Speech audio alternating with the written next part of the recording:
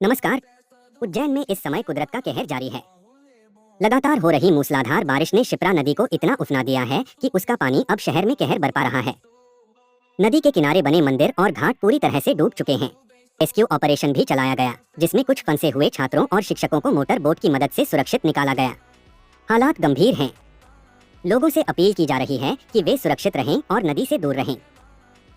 आप देख सकते हैं, पानी घरों में घुस चुका है और सड़कों पर भी सैलाब जैसा मंजर है कि शहर के कई निचले इलाकों में बाढ़ जैसी स्थिति बन गई है।